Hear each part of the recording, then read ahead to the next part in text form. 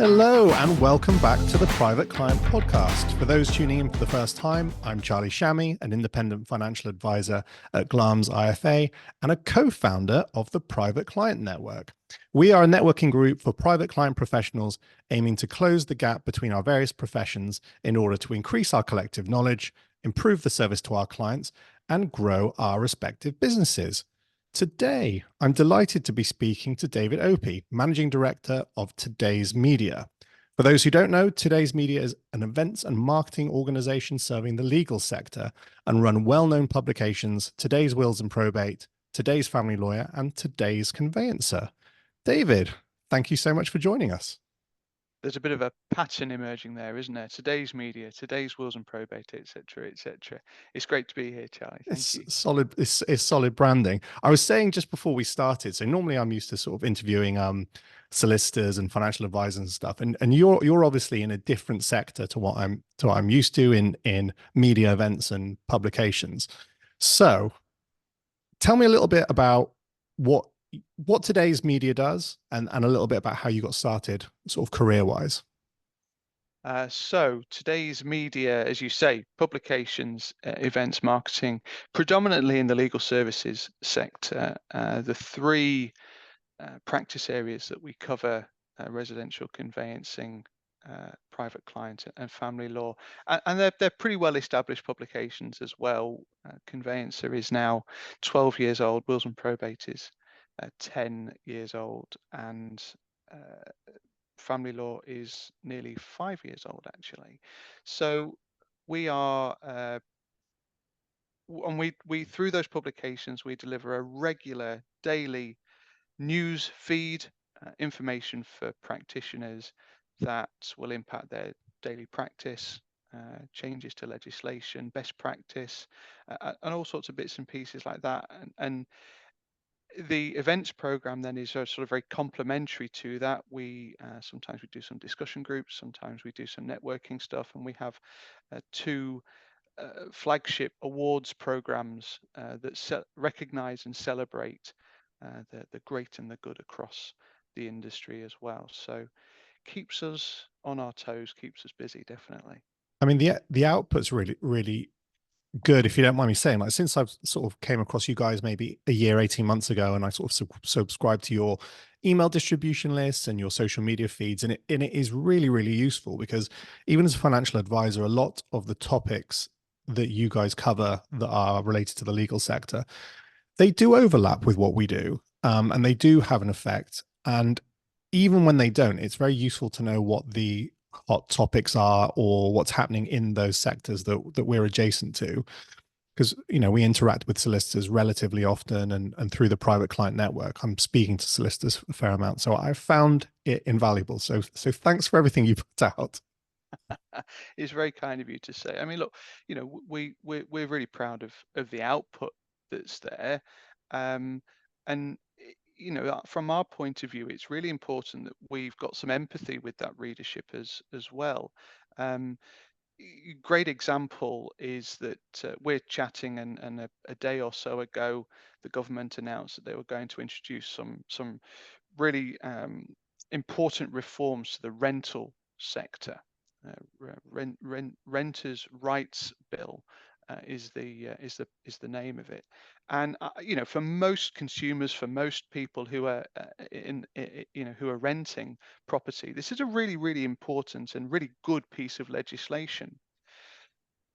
But for the legal sector, it's got very mixed blessings. So if you think, for example, that if we're going to introduce a bit more regulation and higher expectations on landlords and social housing, well, that will potentially impact on things like going to court and taking your landlord to court for rental arrears or issues with the property, for example. So one of the things that we really major on with the publications is really having that empathy and understanding with the readership about what a story or what a piece of legislation actually means, not just for the wider sort of community, but very specifically for law. Yeah, it makes sense. And Before we dive more into sort of today's media and the publications, which I do want to ask you about, can you give me a little bit of background on you? So how did your career start? What led up to the point of you running today's media? So we were chatting just before we started recording. Actually, I used to work a little way back in what are called searches. When you purchase your property, you might get a local authority search, drainage and water search, environmental search, and they're a really commoditized product within the conveyancing process. And I worked for a provider that sold these searches into conveyancers. And my boss at the time, chap I'm still very much in touch with, was really of the mindset that you can't go into legal firms, you can't go into lawyers and try and sell to them. They're far too smart for that, Charlie. So you've really got to have a much more rounded conversation with them. You've got to understand who they are, some of the challenges that they face. You know, we know some of the challenges that we've got in the private client sector at the moment. For example, lots of delays and lots of challenges around digitization as well. So at that point in time, this boss of mine was saying, "Well, look, you need to subscribe to all of these different publications. You need to be subscribed to the Law Society Gazette. You need to be subscribed to today's Conveyancer." And so, years ago, this was on my radar, and I absolutely loved it. I had a huge amount of time for it, and I don't know, whether yourself you're sort of wired this way, Charlie, or not, but people sort of say there's a book in everybody, isn't there? So there was kind of this. I was always very, very. I'm a marketeer, and I enjoy the written word. And anyway, the long story short, the opportunity came up to actually go and work in the business, go and work for today's conveyancer and today's wills and probate, today's family lawyer, and grasp the opportunity with both hands. And then the opportunity then came up to acquire the business 3 years ago. So the owners were selling, and we did what's rather grandly called a management buyout. Hmm. And Here we are. We rebranded. We sort of launched the Today's Media identity, bringing what was a fairly disparate collection of events and publications together under the one roof. Makes sense. I mean, that would have been a big change. How did you find going from working in a company to sort of owning and running it? What was that like? Uh, well, I remember chatting to friends at the time, and they said to me, "Oh, you won't go back. It's absolutely amazing." And yeah, I mean, I absolutely echo that. It's very liberating to work for yourself. I've never worked harder. I've never been more stressed. I used to have brown hair, believe Yeah. it or not, and now I'm almost completely grey. But I absolutely love it, and I absolutely subscribe to that mantra that if you do what you love, you never really work a day in your life. So yeah, There, it's there is absolutely a lot of, amazing. of lot of truth in that, and it's really nice. I mean, because I work in basically two small businesses between Glams, which is the IFA firm, and Private Client Network, and previous to that, I was in a sort of large investment bank, and the biggest difference. It's so nice being able to explore things that sort of come across your path. I mean, like sort of interacting with you guys, you go from I really like what they're doing, we should get in touch, and then you're doing stuff, and it's all very very quick, and you don't there isn't endless approval processes and bureaucratic, you know, procedures to get in the way, and that is very satisfying to go from idea to doing something quite quickly. So I imagine you probably find something similar. Yeah, we've moved quite quickly with various different opportunities. The awards program has really developed over the last couple of years, as one example. We've also kind of looked into lots of things. Somebody said to me recently, do something quickly, and if it's going to fail, fail fast. Mm. Try it and make sure that you've exhausted the opportunity, but at the same time, you know make sure you've then also discarded it and moved on to the next opportunity. And I think the thing that I see, particularly in and around this community, is that there's massive opportunities for all sorts of different businesses. It's really a case of identifying which are the right ones to go after, and really work on. And I have to say, things like private client network, we look at in our own business with some admiration, because there is a need for something like what you guys are doing. There is a need. There's still this very real need for people to get out and about and meet people and network and understand more about the community that they're in. Thanks. And that's kind of you to say. It's interesting, and people who come to the events will have heard me say this a lot. The whole thing was born out of, basically, I was a sort of relatively new to the financial advice world. I needed to meet solicitors, or wanted to, both to refer, like, our clients need wills, they need probate services, all kinds of stuff. And I was like, I don't know any. I'd moved back from London to Bristol. I didn't know anyone, so I was trying to find someone. And I was go along to networking events, and they can be a bit hit and miss with who attends. And even professional services networking I'd go to, and there'd be tons of solicitors there, but they'd be all corporate and commercial and property and all sort of flavors of law, other than the private client facing ones that I was keen to meet.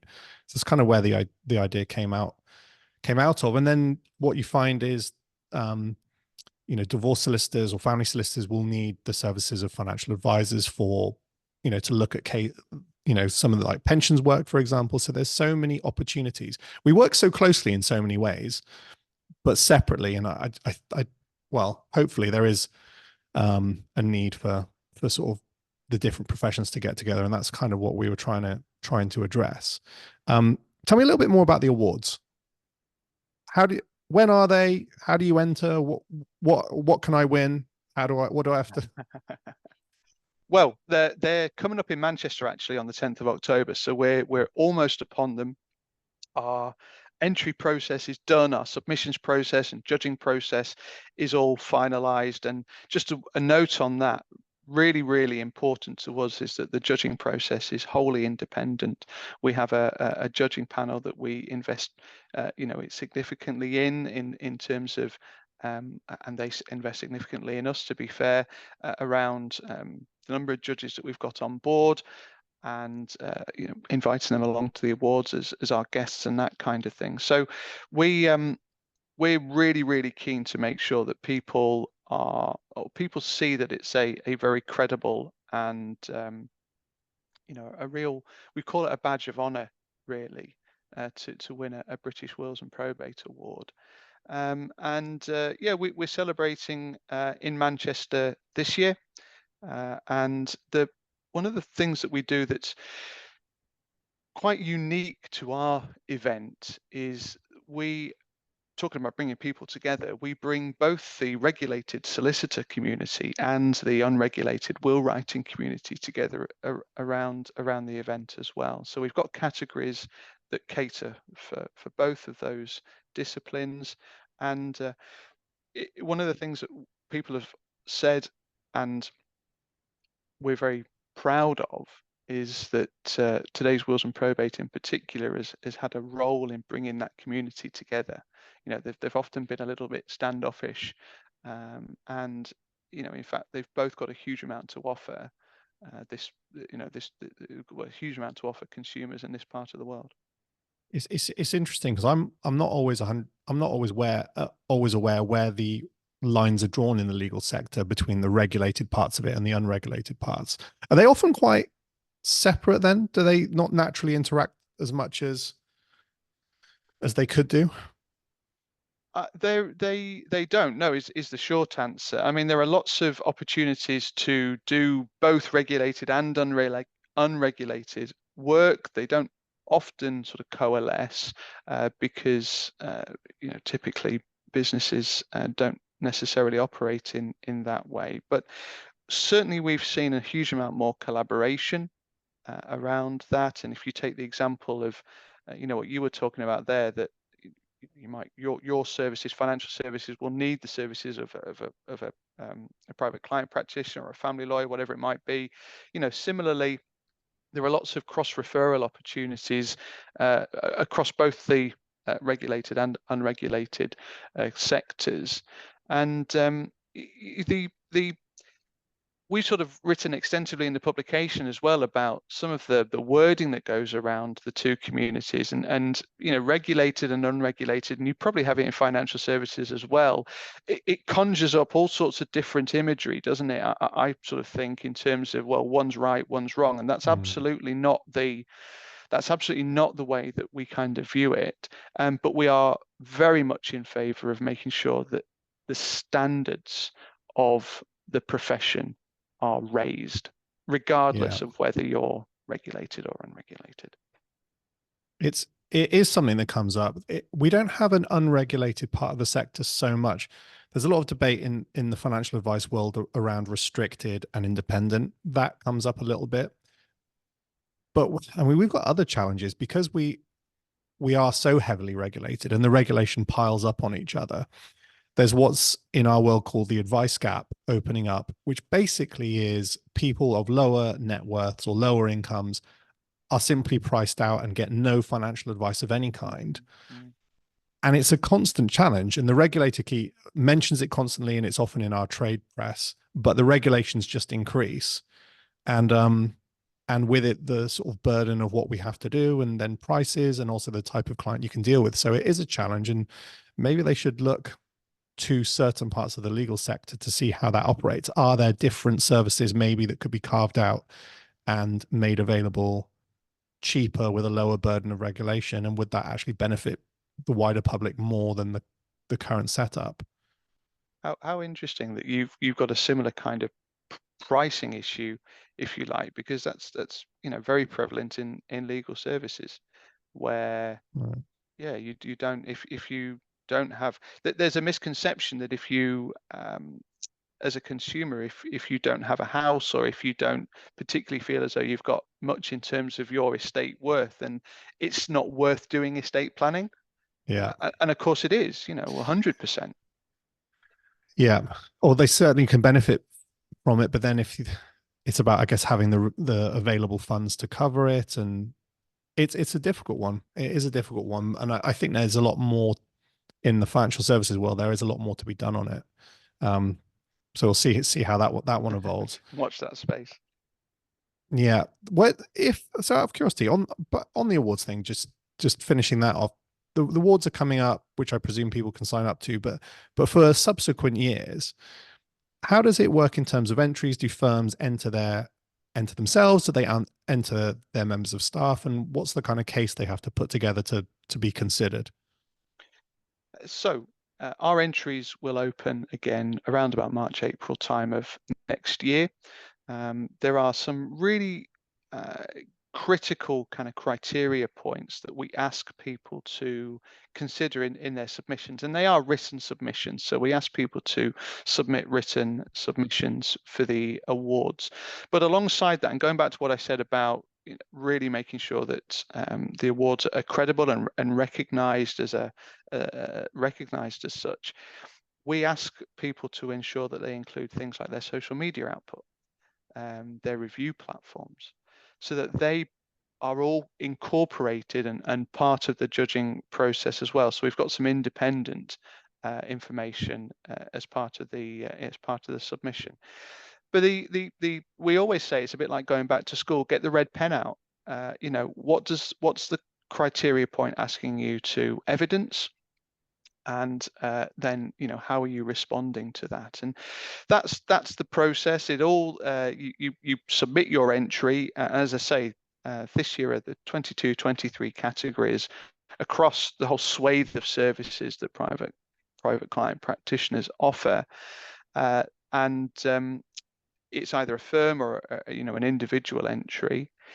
All goes off to the judging panel, and the judging panel come up with our shortlist, and then you find out on the night whether you're a winner. So on the 10th of October, we're going to find out which of our, I think it's about 75 firms in the shortlist this year, which of our Nice. 75 firms are the winners. No, it sounds great. I should probably get myself along. I do like an event, as you can probably imagine, as I run a networking Well, group. and this is it. We've talked about, we came out of COVID, and I don't think there's that COVID hangover anymore. I think we are out of that. But there was a Yeah. real demand for events, certainly in the sort of 12, 18, 24 months post COVID. What we're finding now, and perhaps you're finding as well, is that while that demand to get together is still there, people don't just want to go and do the same old, same old. Yeah. And you've got to do something innovative. You've got to be doing something different. And one of the things that the awards, for example, or one of the things that's quite different about the awards is the format of it. So historically or traditionally, you might go along to an awards ceremony. There's a bit of networking beforehand, but then you all go into the room, you sit down for dinner, and you tend to be stuck there for a good couple of hours, don't you? Because you've got your dinner, you've got your awards, and you can't really do a huge amount. And if you're unfortunate enough to get sat next to somebody like me, that event can be a very long evening because I'll just talk the I'm ears sure off. that's not the case.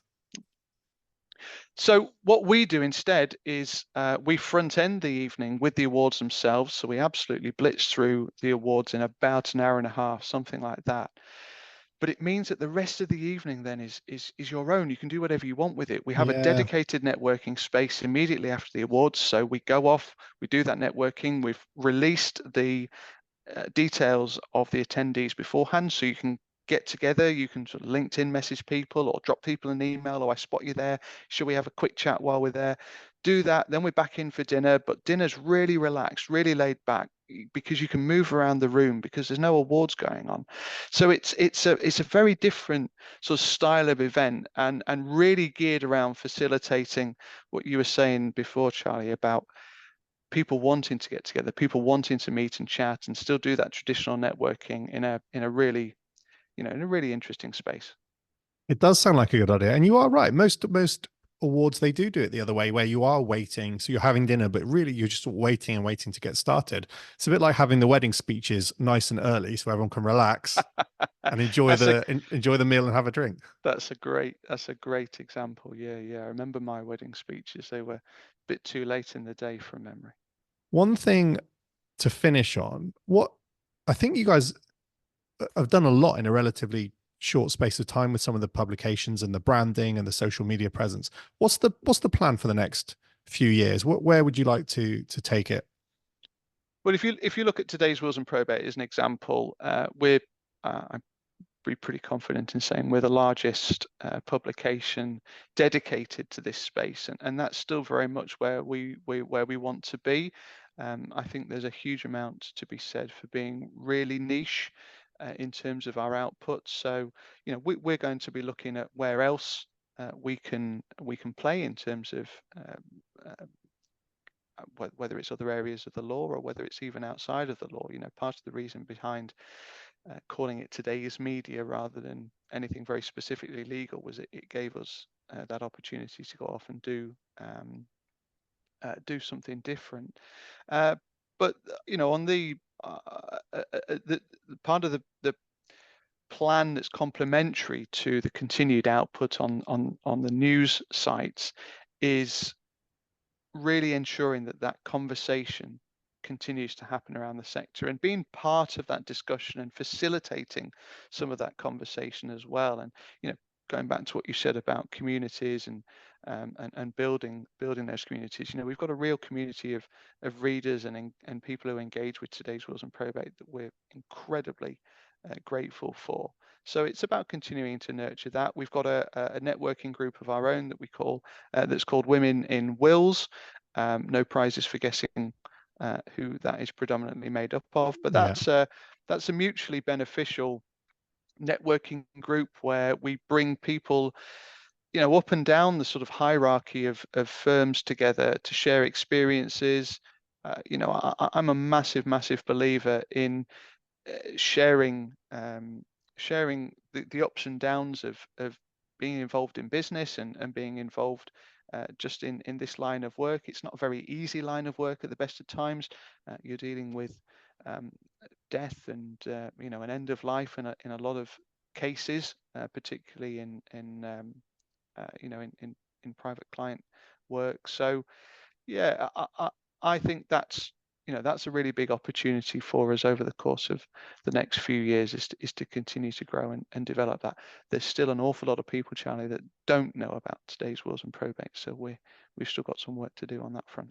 Well, no, I think it's really exciting. So, yeah, we look forward to following you guys and seeing your progress. And just in the meantime, thanks so much for coming on. It's been a pleasure chatting to you. It's been wonderful to be on. Thanks very much indeed for the opportunity. Cool. Thanks, David.